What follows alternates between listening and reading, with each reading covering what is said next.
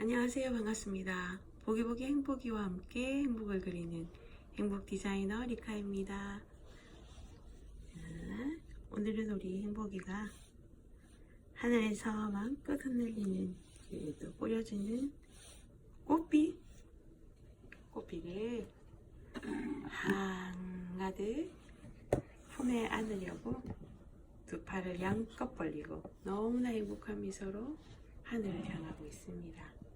자, 어제에 이어서 행복 메시지가 담겨져 있는 조엘 오스틴 목사님의 긍정의 힘을 전해드리도록 하겠습니다.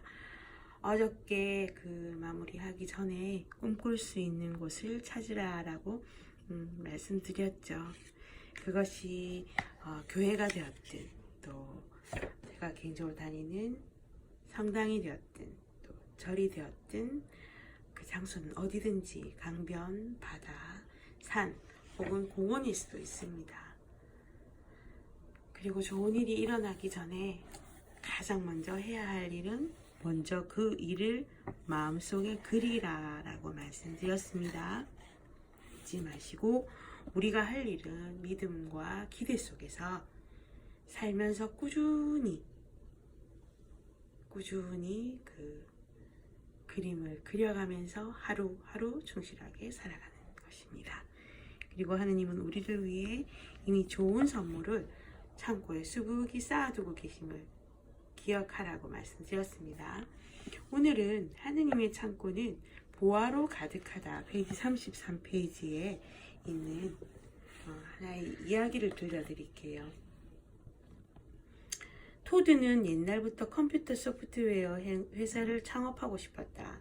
그러나 에이미와 결혼하면서 가정을 꾸려야 했기에 돈을 벌 수 있는 평범한 직업을 택했다. 그러다 아이까지 태어나자 생활은 더욱 빠듯해지고 꿈이나 비전 같은 것은 어느덧 잊혀져 갔다.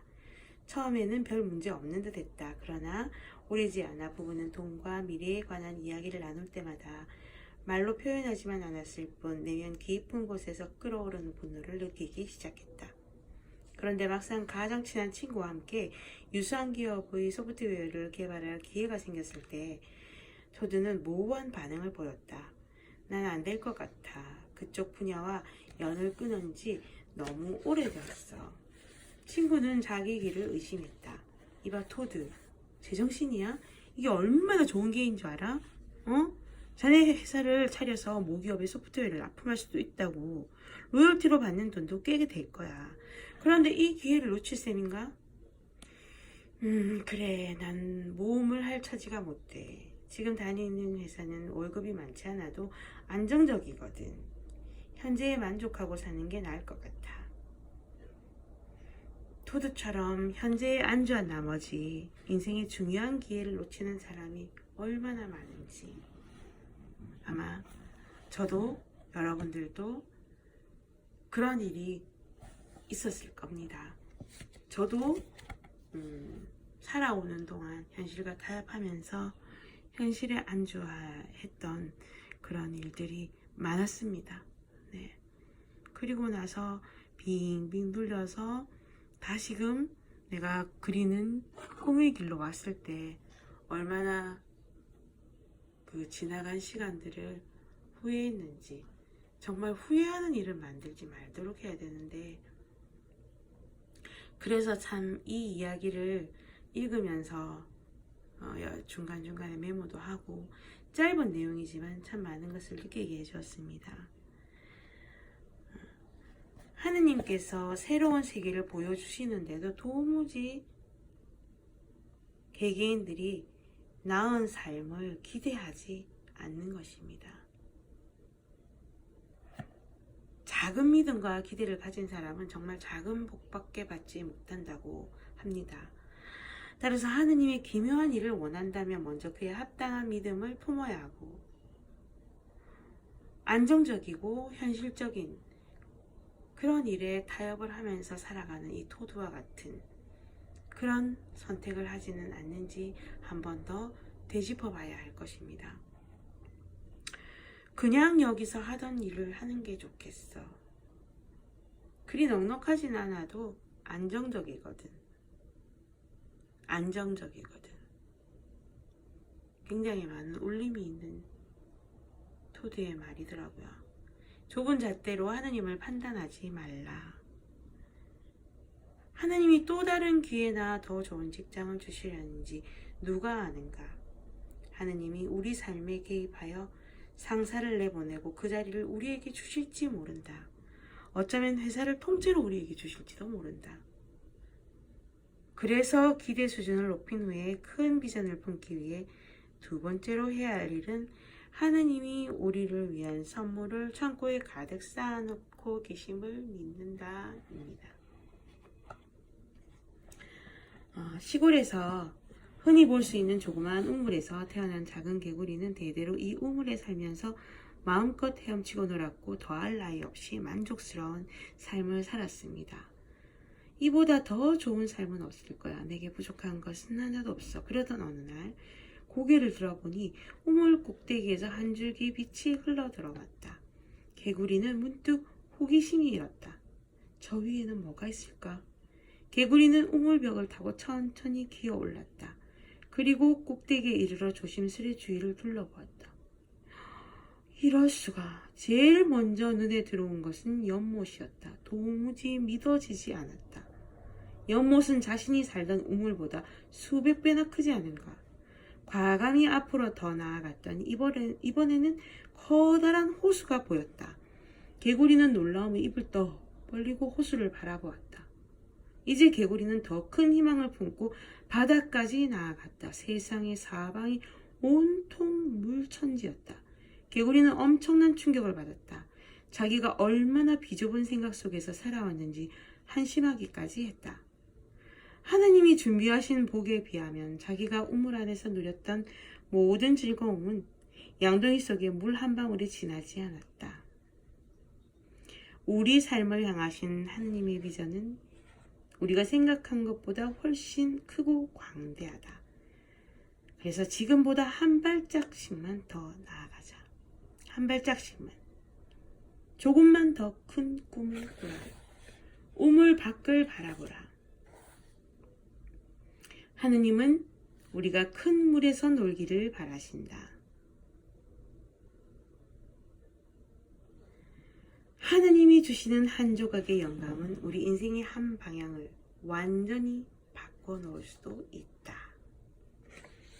정말 너무나 엄청나죠. 개구리에 비유한 이야기지만 정말 우리 속담에도 우물안 개구리라고 그런 말들이 있는데 우물 안에 개구리로 살지 않으려면 그 우물을 기어 올라가는 행동을 해야 합니다. 또 기어 올라가는 행동을 하는 그 가장 첫 번째 행동은 한 발짝 앞으로 내딛는 것입니다. 그리고 할 수 있다.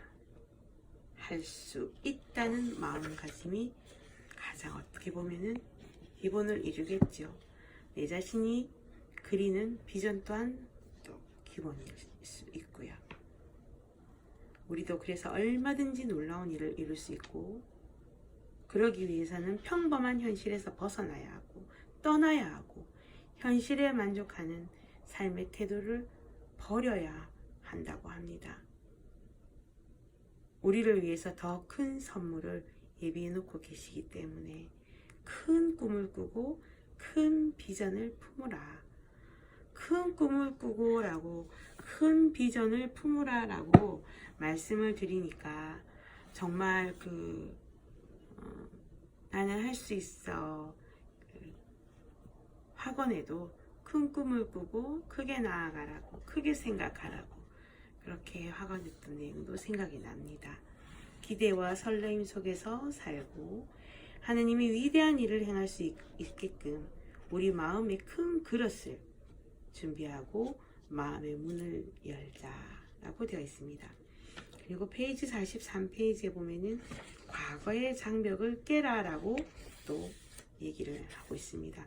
이 부분에서 깜짝 놀란 부분이 사실은 무지개 원리와 또 아침 앞에 다루었던 잠자면서 성공한다 그런 책들에서 물론 목사님이고 또 조세 머피 목사님도 목사님이고 차동엽 신부님은 또 신부님이고 모든 종교에 관계된 분이기 때문에 좀 통하는 부분도 있지만 성경에서 예를 들어서 그 했던 예시 부분이 너무 똑같은 내용이 있습니다. 그 여호수아와 갈렙 부분 메뚜기로 보느냐 또 별거 아니다. 우리 충분히 할 수 있다 라고 봐왔다. 12명의 먼저 가나안 땅 젖과 꿀이 흐르는 가나안 땅으로 좀 조사를 해보게끔 먼저 앞서 보냈더니 10명은 거인이 있어서 안 된다고 우리 메뚜기에 불과하다고 막 그렇게 보고했던 거 기억하시죠? 그런데 어떻게 보느냐에 따라서 얼마만큼 나중에 그것이 바로 비전이고 결과를 이뤄내는지 그 차이를 무지개 원리에서도 다루었고 잠잠해서 성공한다에도 나오고 또 여기 긍정의 힘에도 다루었습니다. 그래서 마음의 나침반을 정말 올바른 방향에 맞추라. 내가 나아가고자 하는 방향을 올바르게 맞추어야 그리고 올바르게 생각을 바꿔야 하나님께서 우리 인생을 바꿔주신다라고 되어 있습니다. 다 보고 계시니까요. 변화는 마음에서 시작되니까 우리가 먼저 생각을 바꿔야 우리 인생을 바꿔주신다 라고 목사님은 여기 적고 계십니다. 하나님은 믿음에 따라 역사하신다. 그래서 먼저 믿어야 받을 수 있다. 넓히고 널리 펴며 길게 하라 라고. 그리고 용기를 달라고 기도하고 행동하면 바라는 대로 이루어진다고 합니다. 그리고 여기에 페이지 57페이지 중요한 것은 베푸는 은혜를 하느님의 은혜를 당연하게 받아들이지 말라고 합니다. 우리가 거저 받는 게 없다라고 하는데 거저 주시는 것도 없겠죠. 공기와 바람, 태양의 빛, 그리고 풀네요, 물네요, 바다네요 할 거 없이 우리가 살아가면서 그냥 그 존재 자체를 잊고 사는 모든 것들이 정말 당연하지 않다는 것. 심장이 뛰고 있는 것도 숨을 쉴 수 있는 것도 결코 하나도 당연한 게 아니라고 앞선 책에서도 책을 전해드리면서도 말씀을 드렸고 여기에서도 그런 내용이 있습니다. 당연하게 기대는 하되 너무 당연하다고 생각하지는 말라 라고 되어 있습니다. 그리고 페이지 69페이지 건강한 자아상을 확립하라. 일종의 자존감을 드높이라는 내용과 또 맞습니다. 순간순간을 온전하게 살아라 라고 얘기하는데 온전한 마음을 다해서 하루하루를 살았는가에 대한 자기 반성을 매일매일 한다면 우리는 변화 발전하지 않을 수 없다는 것을 또 말씀드리지 않을 수가 없네요. 우리가 마음에 품은 이미지 이상으로 성공할 수 있기 때문에 우리의 자아상을 먼저 제대로 그리고 착각하지는 말고 하나님께서 다 보고 계심을 믿고 기대하고 의지하면서 갖춰 나간다면 얼마나 큰 복을 주시려는지 정말 우리는 가늠을 감히 짐작조차 하지 못할 겁니다. 그래서 우리 안에 얼마나 엄청난 잠재력과 재능을 숨겨 놓으셨는지 그것을 매일매일 꺼내볼 수 있도록 자기 안을 들여다볼 수 있도록 매일의 삶을 정말 온전히 충실하게 성실하게 거듭 살아내기를 희망하면서 오늘은 여기서 맺을까 합니다.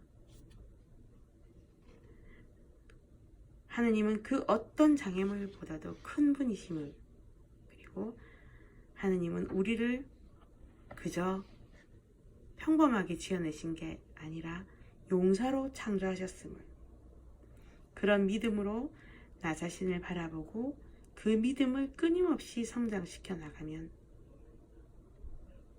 하느님께서 예비해 놓으신 그 보물과 복을 우리는 발견하고 잘 활용할 수 있으리라 믿습니다. 어제보다 나은 오늘, 오늘보다 더 나은 내일을 그려봅니다. 감사합니다. 행복하세요.